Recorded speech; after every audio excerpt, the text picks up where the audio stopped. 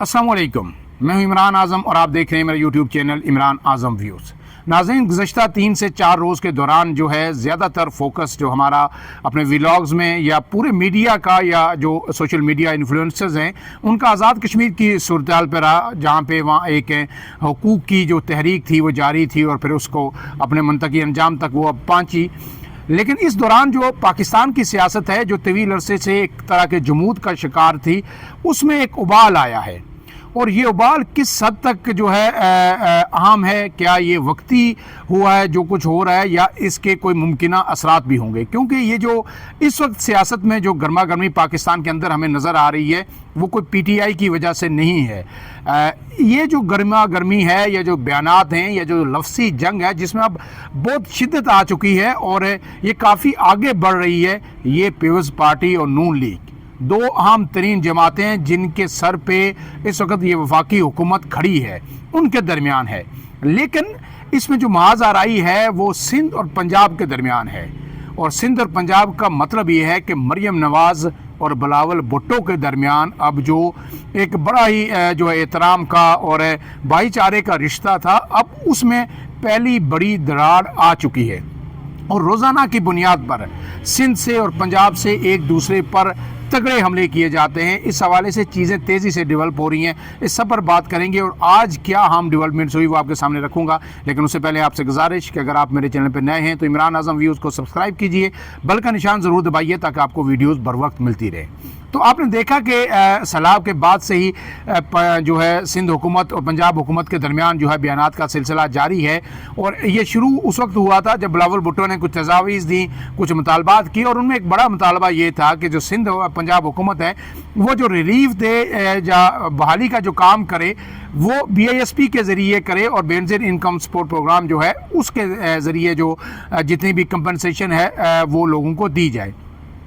इस पर फिर पंजाब के अंदर से जो मौक़िफ़ आया कि ऐसा कभी भी नहीं होगा, हम इमदाद देंगे, रिलीफ का काम भी होगा, बहाली का भी होगा, लेकिन वो मरियम कार्ड पे होगा, बेनज़ीर इनकम सपोर्ट प्रोग्राम के कार्ड पर नहीं होगा। और उसके बाद ही ये जो जंग है इसने शिद्दत इख्तियार की और फिर ताबड़तोड़ हमलों का सिलसिला शुरू हुआ। अब इस सारे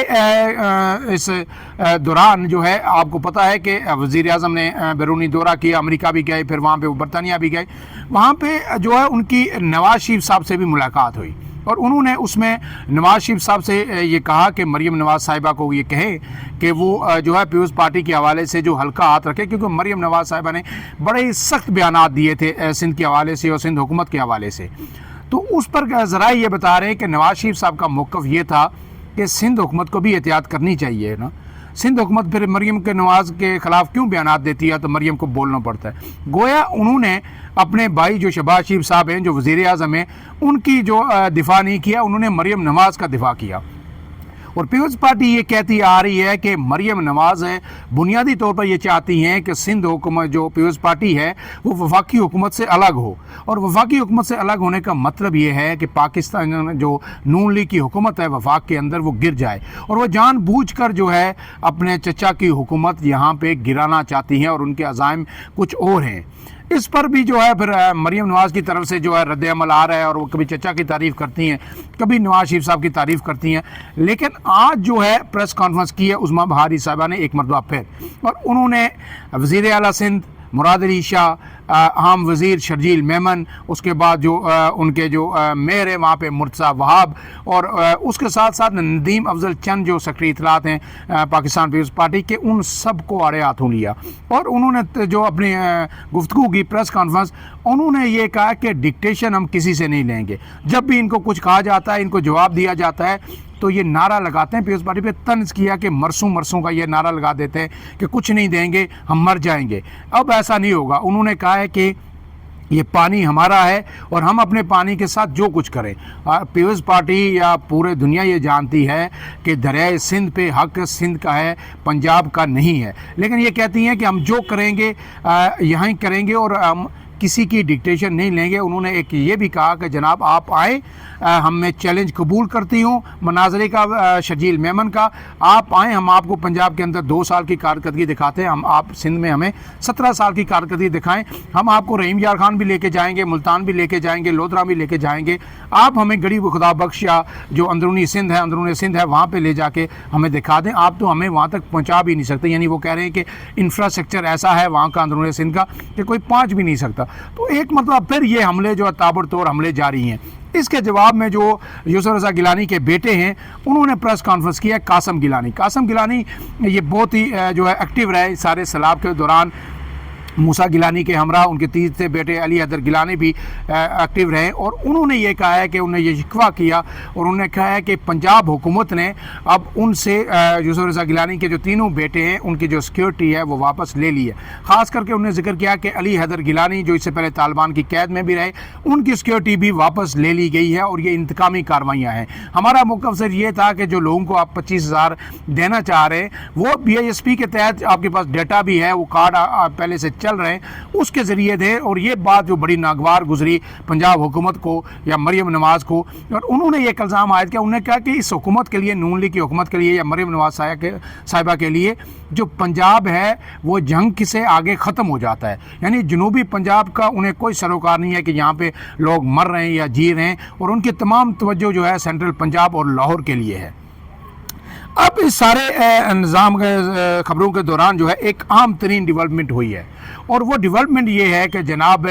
आसफ अली जरदारी ने आज इस सारे सूरत-ए-हाल में इंटरवीन किया और पहली दफ़ा उन्होंने इंटरवीन किया है। और इंटरवीन भी उन्होंने करते हुए मोहसिन नकवी को टेलीफ़ोन किया है और उन्हें कराची तलब किया है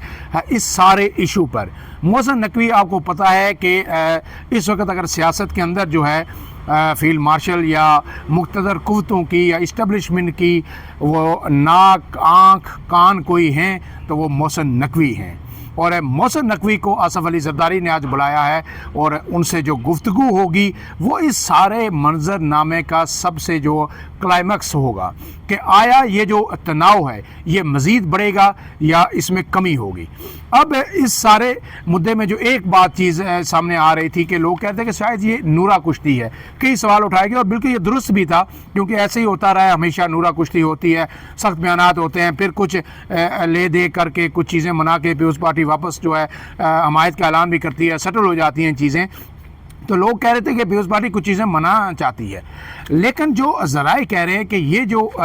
बयानात हैं और जो जिसमें पीपल्स पार्टी ने ज़ाहिर है कि शुरू से एक तल्ख मौक़िफ़ रखा है इस सैलाब के बाद से, ये ऐसे ही नहीं है। कुछ ऐसी चीज़ें भी पसे पर्दा हो रही हैं, अगर उससे कोई बड़ी जोरी तब्दीली नहीं आएगी, कोई पंजाब हुकूमत ख़त्म नहीं होगी, वफाकी हुकूमत ख़त्म नहीं होगी, पीपल्स पार्टी हुकूमत से अलग नहीं होगी, ये कहना बहुत ही कबल अज़ वक्त है और ये नामुमकिनात में से है जो अब तक की आज तक की सूरत हाल है। लेकिन एक बात ये तय हुई है कि मरियम नवाज़ को जो बिल्कुल ही फ्री हैंड पंजाब में दे दिया गया था वो अब नहीं मिलेगा। पीपल्स पार्टी अददी कुव्वत से उनकी ज़्यादा हुकूमत तो गिरा नहीं सकती, लेकिन जो सियासी दर्जा हरारत है जो पीपल्स पार्टी को बिल्कुल पंजाब के अंदर स्क्वीज़ करके रखा हुआ है और जो स्पेस पीपल्स पार्टी चाह रही है जब उसको वो भी नहीं मिल रही, और मरियम नवाज़ जो है पूरे पंजाब के अंदर जो है इस वक्त सिर्फ मरियम कार्ड चल रहा है। और जिस तरह की मीडिया कैंपेन है मीडिया के अदारों के अंदर और सोशल मीडिया पे और टिकटॉक पे, तो अब ये चीज़ें भी पीछे कहीं ना कहीं अब इनको माइंड करना शुरू कर दिया गया है कि हर चीज़ की एक हद होती है और हमारे कंधे पे जो है बंदूक रख के जिस तरह हम बदनाम हो रहे हैं, बदनामी हम ले रहे हैं और कहा जा रहा है कि ये सब बैकअप जो है इस्टेब्लिशमेंट की मरियम को हासिल है, इसलिए वो किसी को खातर में नहीं लाती। और जितनी ये कैंपेन मीडिया इश्तिहारात और ये जो कुछ जिस पे जितनी भी तनकीद हो रही है उसका नज़ला कहीं और गिर रहा है, और जहाँ पे गिर रहा है उन्होंने अब ये फैसला किया है कि भाई PTI को तो हमने स्पेस नहीं देनी पंजाब में, वो उस वक्त तक जब तक कि PTI के साथ कोई सेटलमेंट ना हो जाए या उसे वापस खड़ा नहीं होने देना, तो फिर अल्टरनेट क्या, ओपन फील्ड तो नहीं छोड़नी, किसी एक को तो सारे पंजाब का मालिक नहीं बनाना, हमने पंजाब में से शेयर उठाना है और किसी को देना है, और किसको दिया जाएगा, वो पीपल्स पार्टी को दिया जाएगा। और अब आप आने वाले दिनों में ये देखेंगे कि जनूबी पंजाब के बाद सेंट्रल पंजाब में भी पीपल्स पार्टी आपको भरपूर हरकत के अंदर नज़र आएगी और वो कितना रीगेन कर सकती है, क्या कुछ मिलेगा, ये तो आने वाला वक्त ही बताएगा। लेकिन मरियम नवाज़ को अब मीडिया के महाज पर भी पंजाब के अंदर और पीपल्स पार्टी की जानिब से टफ टाइम मिलेगा। अब ये अगर चीज़ें आगे बढ़ती हैं तो आपको पता है कि मोहसिन नकवी वो शख्स हैं जो इस सारे निज़ाम को एक तरह से चला रहे हैं और आसिफ ज़रदारी के साथ उनके बड़े ही करीबी तल्लुकात हैं। और अगर किसी स्टेज पर आसिफ अली ज़रदारी मोहसिन नकवी को